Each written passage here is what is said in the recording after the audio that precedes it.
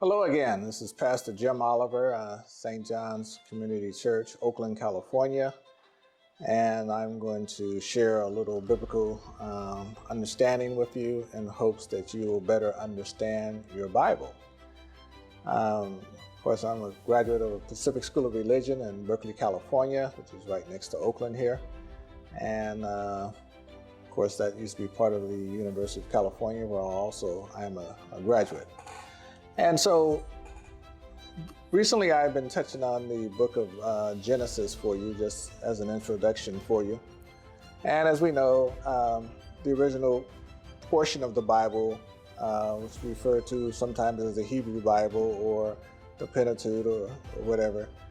It's been known that it actually was a Greek writing. And so we also know that that book was actually written in Egypt, okay?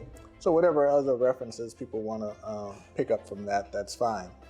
But more so to understand that the Greeks wrote the book, even though they often call it a Hebrew rendering of the introduction to the Bible. And of course, the Greeks got the information from the Egyptians, okay? Now, we know that often man writes about the Bible, and this is why we have so many different interpretations and different translations of the Bible. And of course, we have so many different denominations subsequently, and we have new Bibles constantly coming out. But this, again, was the Helios Biblios, the Book of the Sun, with Greek authorship. And of course, they were trying to present as objectively as possible, I would say, the information that they received from the Egyptians, and subsequently, though the Egyptians had it hidden in their heart as it was part of the commitment to the Egyptian priesthood, Socrates joined the priesthood, as well as Alexander the Great joined the priesthood. And so we also know that we have no original copies of the first Bibles. And obviously that's no doubt, because if the Egyptians wrote it and then the Jews or Hebrews wanted to take ownership of it, then we could understand why. And so as we look at the stories in the Bible, we know that these stories are mostly allegories. And we also understand that these are stories that really came out of Africa. And so you can really put the characters there, you can put the names there. And of course, often now we understand that as we're reading the Bible, particularly in the New Testament, we got the English names. And of course, the English people were not a part of this activity at the time. So, and you also can possibly discern from reading in your Bible that you'll eventually find out, if you do your homework, as you say, study to show yourself approved unto God, a workman that need not be ashamed, and rightly dividing the word of truth, 2 Timothy 2:15. So what you'll notice is that many parts of the Bible were taken out and rewritten. And of course, that which you find unchanged is, for example, the book of Proverbs, because perhaps these are ancient great sayings, they could not properly discern them, so they just left them as though they were.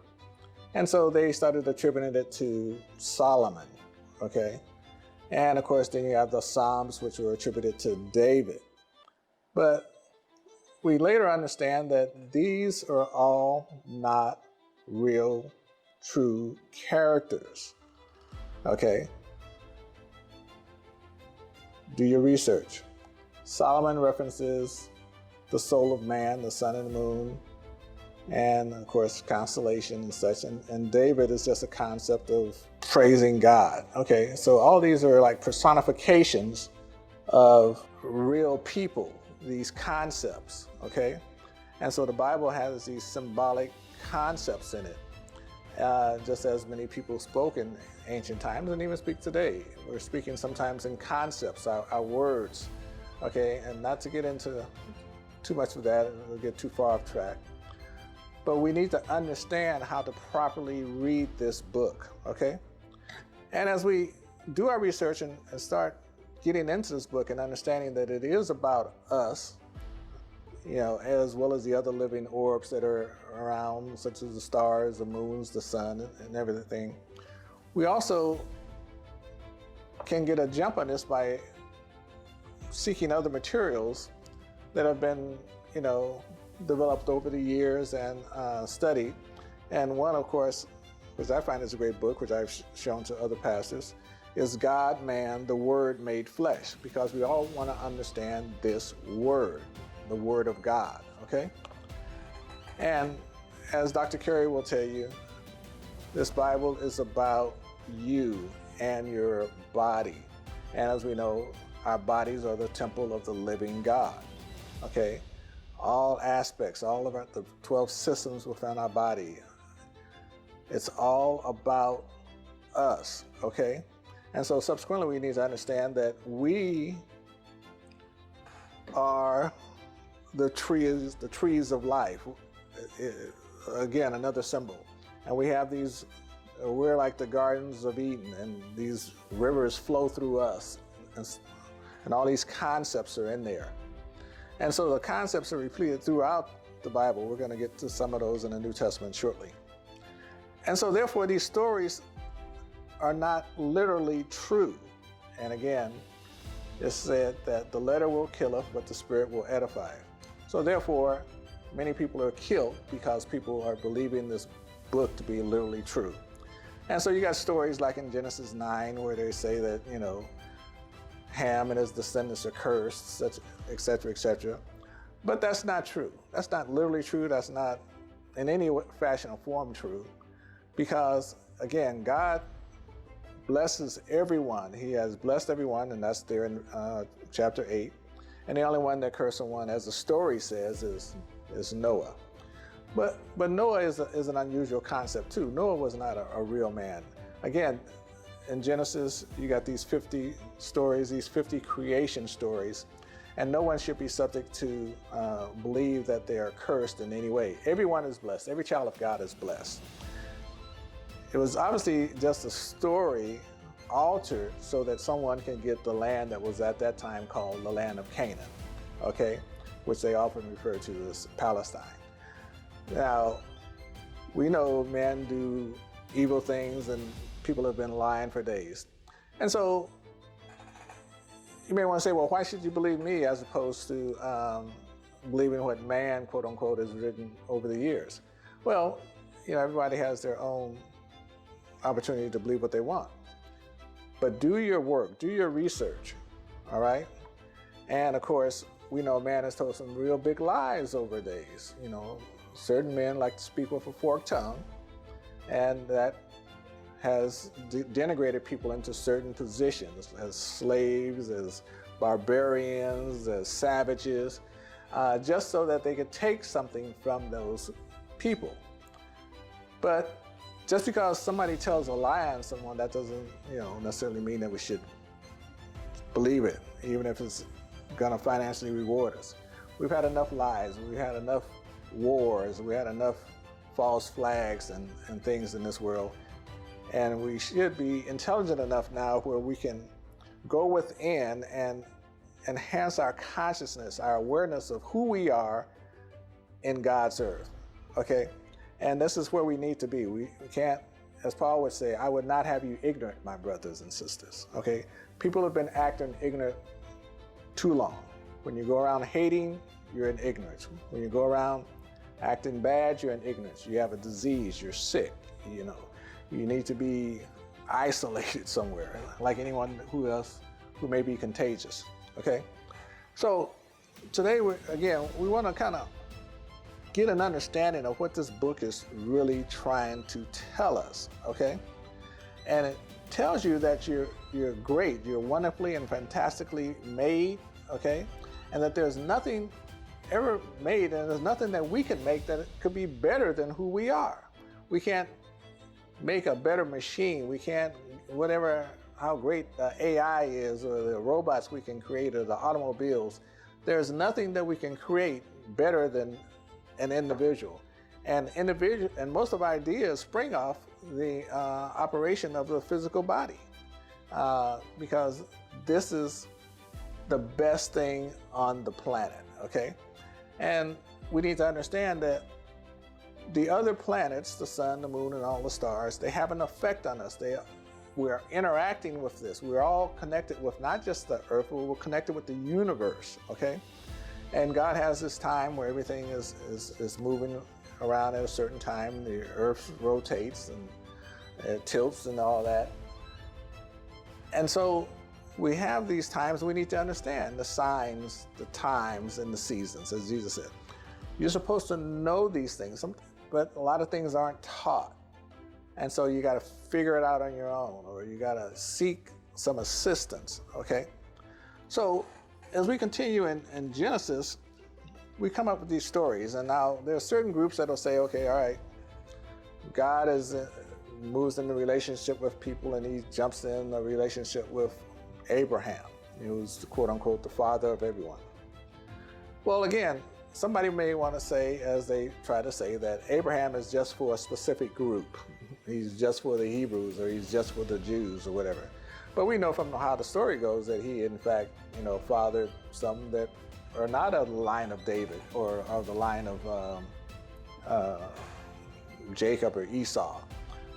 In other words, the line starts following Jacob, and Esau is left somewhere else. So these stories are structured in a way to say a certain thing, and people start buying into these concepts. And this is why the world has issues today. Some people believe they're chosen, and they don't even know what they're chosen for. And some people say they're the greatest people of the world, or whatever. And so anybody can say that, but that doesn't make it true. Man is going around constantly saying things that are not true, okay? And those with the most money or most power, they believe that what they say is correct. And so they've written their history, they've told their stories, and they want everybody else to buy into it. It's like wanting everybody else to bow down to them. And Jesus said we should look out for those people. We got to be aware of what they're doing. It's just like how they showed Jacob as a schemer or a supplanter or whatever. Again, don't buy into what people tell you, even though they may have more money, because we know that money, again, is still at the root of all evil. So understand who you are, understand how great you are, understand how fantastic you are, and how you can do all things through the Christ that is within you. Anything outside of you is not connected to you, but that which is within gives you strength, knowledge, wisdom, and understanding, okay? So as we move into the second chapter, or the second book of these 66 books, 66 is 12, of course.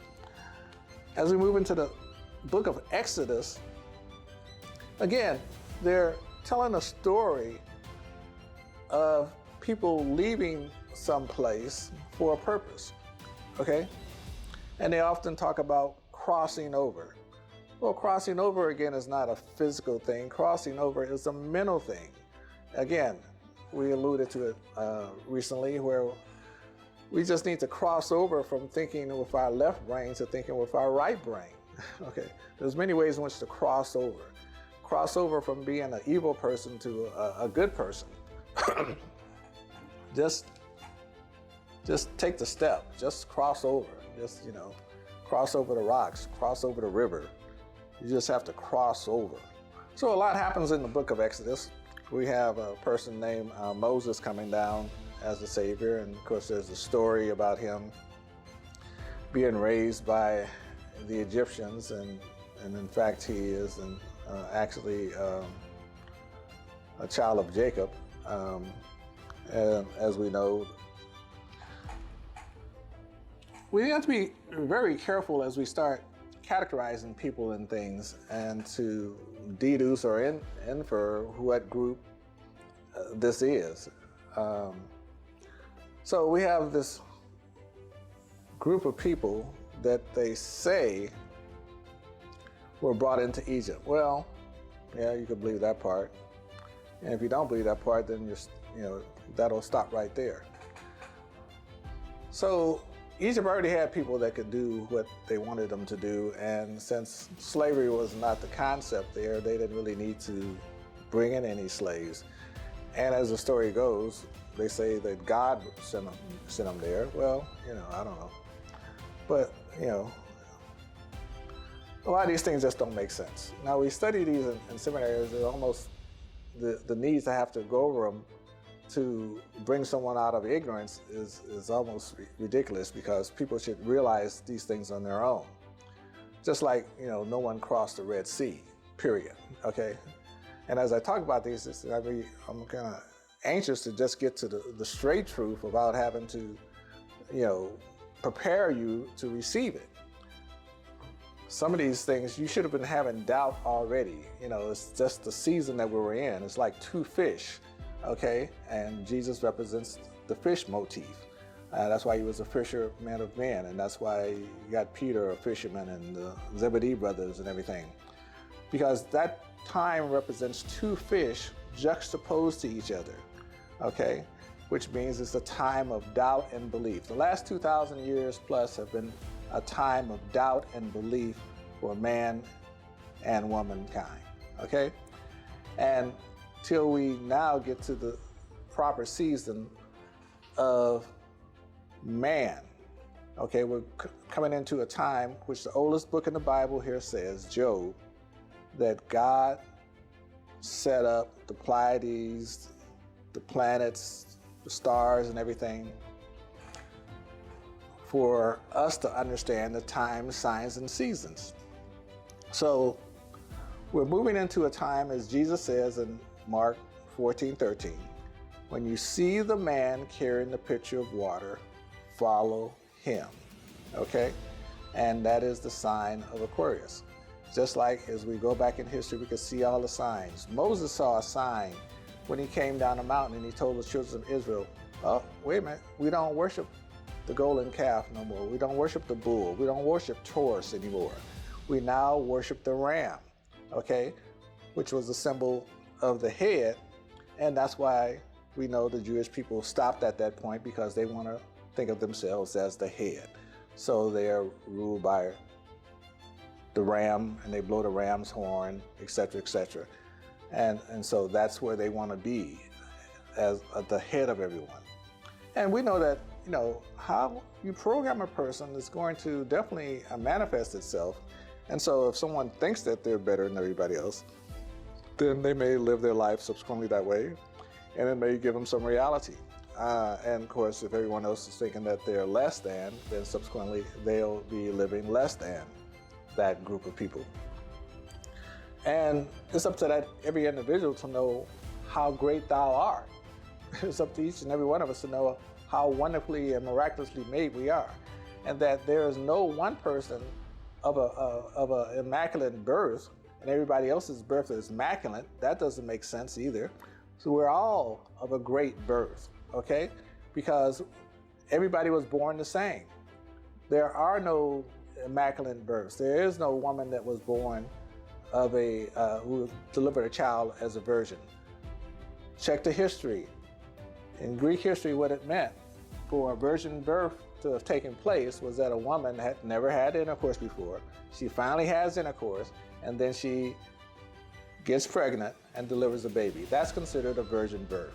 There is no miraculous, holy smoke coming down from heaven and going to infiltrate or impregnate a woman and she's going to deliver a baby. Forget that. God doesn't need to do anything against his creation to make it appear as a miracle.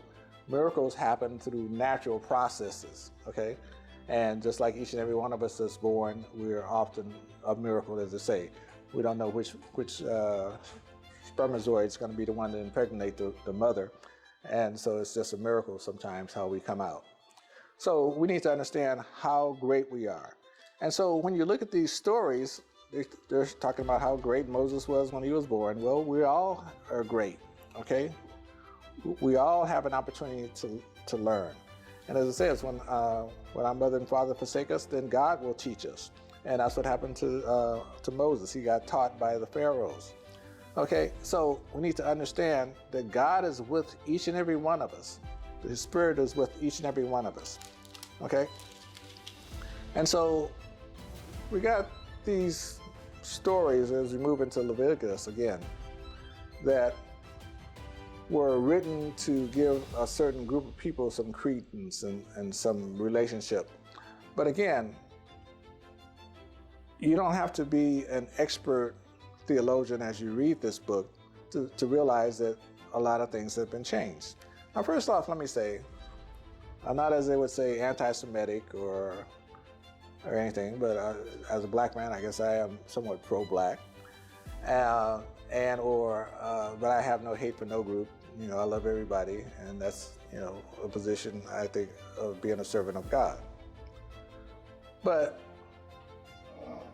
all these religions have issues.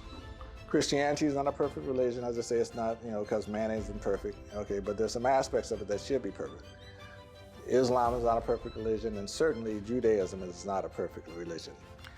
And all these religions have been constantly changing and being updated and redacted and corrected and changed, you know, over the years, because what they had as a foundation was incorrect, was not true, okay? And there's some stories I'm going to tell you, some factual stories that you can look up for yourself to know that you have been lied to, okay? We don't like to sometimes use that word. We just, perhaps we would say it more nicely, you've been misled, okay? All right, and so we got the laws here in Leviticus and Deuteronomy and all that. And so we got the first 5 books of the Bible. And of course, you know, as strange as it is, Moses dies in the 5th book, and even though it was said that he wrote the 5th book. All right, so we know that there's a problem with that story right there. Then we got Joshua, which is a name that means the same as Jesus, and he's leading the people in. And they're doing a lot of evil things if you look at it objectively. But if your mind has been sheared, you don't recognize them as evil things that are taking place. But you think it's something that God has ordained. And that's not true. All the killing, all the thievery, all of the, you know, even borrowing, you know, the group that was supposed to be borrowing money from their neighbors when they were leaving out of Egypt, supposedly, and they knew they weren't coming back, and they called themselves borrowing stuff. You know, if somebody was going on a trip and they asked you to loan them something and you knew they weren't coming back, would you loan it to them? You know, so you don't have to read between the lines, but you should have a hermeneutic of suspicion, okay? And be suspicious of all these stories that are in here, because they are just that, stories. And they were made by imperfect man, and so it doesn't take much for you to find out that you've been told a fairy tale, okay? And quite frankly, this is where most of the fairy tales come from, okay? And so we got judges, and we got all these stories, okay? And people are often arguing over these stories. What's the truth in the story? Why is the story here, and what does it mean? And in Judges, let's face it, you know, they were raising the question as to what degree, you know, homosexuality should be accepted, you know, and as times change, obviously it's a little more acceptable now than it was some time before. And, you know, so you have to understand Judges for what it is, okay? Something written some time ago, and now it's understood in a different light. Same thing in the book of Ruth. We have situations where parents, you know, have to live with their children, and children have to live with the parents, and people have hardships in their life, and people die, and situations develop. And so we have to, you know, respond. We have to change our lifestyle, okay? And so by the time we get to 1 Samuel, then they're trying to establish a kingdom or a dynasty. So we have Samuel come up here, and of course, he is a servant of God, and of course, this nation is going to get their first kingdom. And of course, the names of this group has been changed over the years. I guess they were first children of Jacob, that then became Hebrew, and then subsequently Jewish, and maybe they're Zionists now or whatever. But just like the names that have been changed in this book, they're changed for a purpose, because the group is changing its behavior, or the individual is changing their behavior. But again, they're stories. They're not real people. Just like these groups are not real groups, they wanted to become a group, okay? Because it was like the process in the church. You know, we have these processes by which we are to grow, or to indicate that we're growing.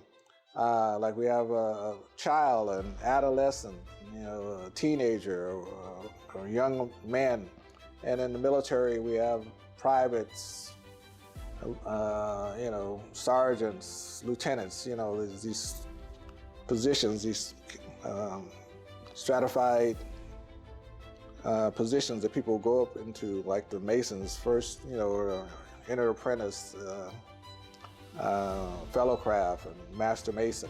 So, and the same thing was always existing in the church and in these quasi-military groups.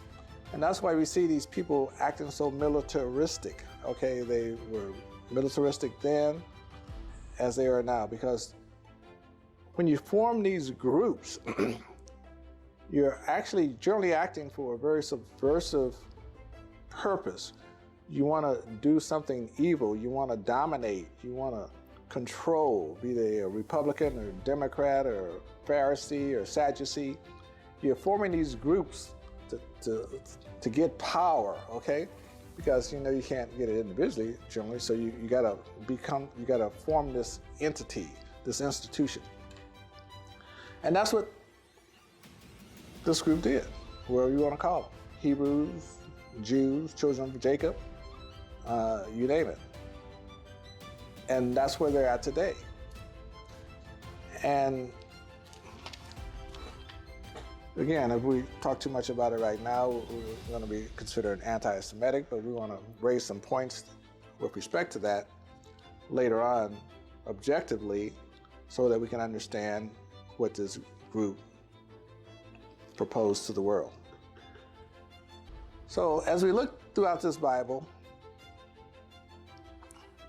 again, we're saying things that are in the Old Testament are leading to the New. Some people want to only follow the Old Testament. That is because they don't want to get to any new or different structure in life. They want to have their own little group. They want to be different. They want to be in charge, or they want to be in control. And so they don't want to get to where all man is equal, or everyone is equal and everyone has their, because there's enough for everybody. But if we can get there, it'll be more beneficial for everyone on the planet. But there's always, you know, unfortunately, these groups that come up and want to dominate or be evil, because that's how they exercise their power within the group. And so, as the Bible is telling us, though, that, hey, if we understand who we are, we can all be on an equal footing, and we can all be a benefit to each other. That's why it says, bless those that bless you, you know, and curse those that don't. Again, man's way is not the best way, okay? We've tried it, we've constantly trying it, we're constantly stumbling over ourselves, we're constantly making mistakes, we're constantly at war, we're constantly having rumors of war, illnesses, whatever. It's because we're not living the way God meant us to live, okay? And so it goes back to the story of Cain and Abel. Why is that jealousy there? Why is that hatred there? Okay, it's because one person wants to be greedy, okay? And they're showing you that that's not going to bless you. It's not going to do you any good. But yet people keep trying to act like Cain, okay? People are constantly living that way. And so we got these stories in the Bible for us to learn from, for us to know better so we could do better. But we're constantly doing the wrong thing, okay? And that's why, again, the Old Testament is leading to the New Testament, but some people just want to get stuck right there because that's where they want to be, okay? So,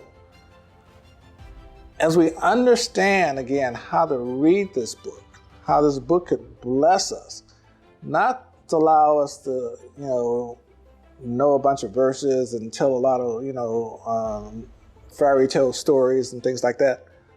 But we got to get the word within us, the word in our heart.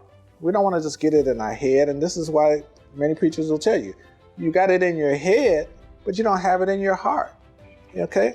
Because you were never trying to get it in your heart.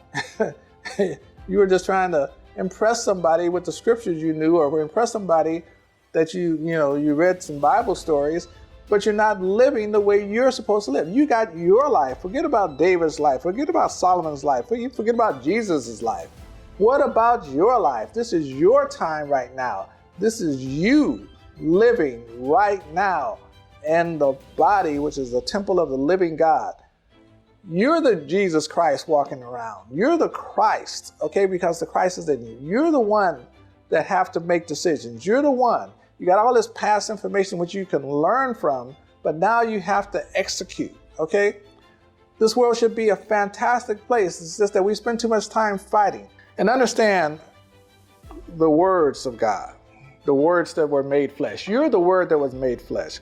Understand what Dr. Carey is talking about here by taking the proper minerals and vitamins for your body, okay? Because we all are born at a different time of the year. And so we have some deficiencies, okay? And so we need to take the proper supplements, which will make us strong. And it'll probably even help our brain, because some people are just, their brains are off, okay? Because, again, they're not complete and they're not taking in the right types of food. It's just like eating junk food, If you eat junk food, it's junk in, junk out. So let's wake up. Wake up, everybody. This is definitely time to wake up. We've been sleeping too long.